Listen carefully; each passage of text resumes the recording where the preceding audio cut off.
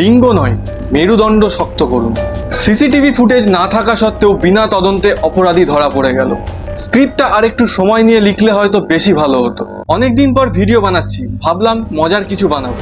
আরেক দিক থেকে দেখতে গেলে এই ব্যাপারটাও খুব মজার। কোনো একটা মেয়েকে নিজের হিংস্রতা মেটানোর জন্য ব্যবহার করা এবং ব্যবহার করার পর খিদে মিটে গেলে তাকে শালপাতার ঠোঙার মতো ফেলে দেওয়া।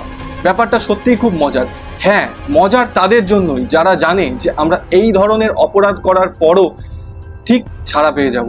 মাফ করবেন, একজন নারীকে আমি শালপাতার ঠোঙা বলে সম্বোধন করলাম। কিছু হাইনার দল রাস্তাঘাটে তাদেরকে যেখানে পাচ্ছে নিজের খিদে মেটানোর জন্য তাদের ওপর অন্যায় অত্যাচার করছে। খিদে মিটে যাওয়ার পর তাদেরকে শালপাতার ঠোঙার মতো রাস্তার ধারে ফেলে দিয়ে যাচ্ছে। প্রত্যেকটা মেয়েই তার বাবা মার কাছে রাজকন্যা, আর প্রত্যেক বাবা মাই চায় তার রাজকন্যাকে সোনার পালঙ্কে রাখতে।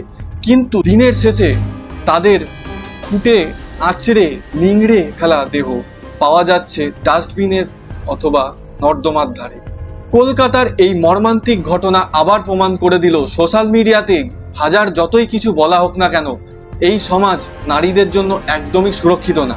ফুটিয়ে দেখলে দেখা যাবে এই দুনিয়ার কোথাও না কোথাও প্রত্যেক দিন প্রত্যেকটা সময় কেউ না কেউ মলেস্ট হচ্ছে। আমার নিজের শোনা একটা ঘটনা আমি বলি। আমার এক ফ্রেন্ড এক অফিসে জব করতো। সেই অফিসের ওনার ছিল এক 70 বছর বয়সের এবং আমার ফ্রেন্ড ছিল 21 বছর বয়সের এক মেয়ে। কিভাবে ওই 70 বছর বয়সে ওই বৃদ্ধ লোক 21 বছর বয়সের ওই মেয়েকে তার স্টাফকে জিজ্ঞেস করতে পারে তার অন্তর্বাসের সাইজ কত? ঠিক এমনই কিছু মানুষ যারা আমাদের চারিপাশে ঘুরে বেড়াচ্ছে, যাদেরকে দেখলে হয়তো মানুষের মতো মনে হয়, কিন্তু আসলে তারা আদতেও মানুষ নয়। 2005 সালের রিপোর্ট অনুযায়ী ধর্ষণের কেস ছিল 18,000 এবং 2005 সাল থেকে লাস্ট 5 বছর পর্যন্ত প্রত্যেক বছর 20,000 করে ধর্ষণের কেস ইনক্রিজ হয়েছে। তাহলে ভাবুন নারীদের জায়গাটা এই সমাজে দিনের দিন কোথায় তৈরি হচ্ছে। 2022-এর রিপোর্ট অনুযায়ী লাস্ট ধর্ষণের কেস ছিল 31,000, অলমোস্ট 31,000, তার বেশি হয়তো কম নয়। কিন্তু এখনো পর্যন্ত যদি 23 আর 24 সালের কাউন্ট করা হয়, সেটা আরো মাত্রা ছাড়াবে। কি বলবে আমাদের প্রশাসন এই নারীদের নিরাপত্তা নিয়ে?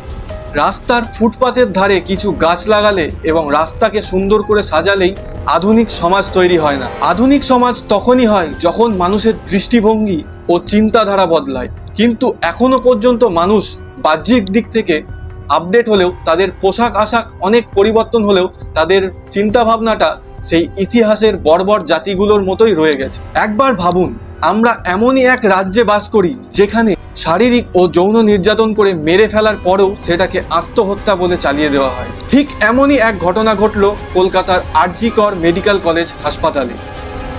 বাবা মায়ের বুকের রক্ত দিয়ে তিলে তিলে বড় করে মেয়েকে স্বপ্নের ডাক্তার বানাতে চেয়েছিলেন দ্বিতীয় বর্ষের ছাত্রী মৌমিতা।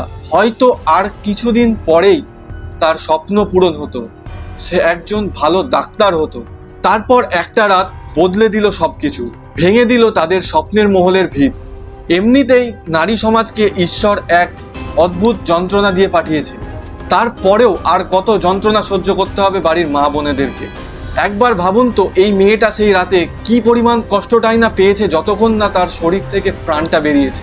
ঠোঁটে আঘাতের দাগ, ঘাড় ভেঙে দেওয়া হয়েছে, পেটে আঘাত করা হয়েছে, যৌনাঙ্গে আঘাত করা হয়েছে, পায়ে আঘাত করা হয়েছে। তারপরেও কি করে এটাকে আত্মহত্যা বলে চালিয়ে দেওয়া যায় জানি না। প্রণাম জানাই এই ধরনের প্রশাসনকে যারা বিনা তদন্তে সোজা এই কথা বলে দিতে পারে। এত বড় ঘটনার পরেও এরকম একজন ভিকটিমকে ইরেসপন্সিবল বলে নিজেদের গায়ে দোষের ধুলো কালি কি ঝেড়ে ফেলা যায়? তারপর হঠাৎ করে যে কাউকে ধরে নিয়ে এসে দোষী প্রমাণ করে নিজেদের বাঁচিয়ে দেওয়ার যে নাটকটা শুরু হয়েছে, তার স্ক্রিপ্টটা যদি আরেকটু যত্ন করে ভালো করে সময় নিয়ে লেখা হতো তাহলে ব্যাপারটা জমতো। কিন্তু এই ব্যাপারটা জমছে না। এখন বাংলার মানুষকে বোকা বানানো অত সোজা নয়। তাই বাংলার মানুষ চায় নিরপেক্ষ তদন্ত আর অপরাধীর সঠিক শাস্তি। এমন শাস্তি যেই শাস্তি সমাজের কাছে মেসেজ হবে দ্বিতীয়বার এই ধরনের ঘটনা কেউ ঘটাতে গেলে তার ভেতর যেন আটকে ওঠে। অনেক হয়েছে মোমবাতি মিছিল। মোমবাতি মিছিল, মৌন মিছিল আর নয়। কারোর জীবনের জীবনরেখা অন্ধকারে বিলীন করে দেওয়ার পর মোমবাতি মিছিল করার কোনো মানে হয় না। তাই এই ধরনের মৌন মিছিল বন্ধ হোক, গর্জে উঠুক বাংলা, নিজেদের মানবিকতাকে হাতিয়ার করে ঝাঁপিয়ে পড়ুক এই অপরাধীদের শাস্তির দাবিতে। হয়তো আমরা মৌমিতাকে তার বাবা মার কাছে ফিরিয়ে দিতে পারবো না, কিন্তু তার অপরাধীদের সঠিক শাস্তি পাইয়ে দিয়ে আমরা তার আত্মার শান্তি কামনা করতে পারি। এই মৌমিতার মৃত্যু যেন মেরুদণ্ডহীন সমাজের বুকে একটা মেসেজ ছেড়ে যেতে পারে। ব্যাস এটুকুই আমার বক্তব্য ছিল। মৌমিতার আত্মার শান্তি কামনা করে শেষে আর একটা কথাই বলবো, যে আর যাই হোক না কেন, তুমি এই মেরুদণ্ডহীন সমাজে মেয়ে অথবা মানুষ হয়ে আর জন্মিও না।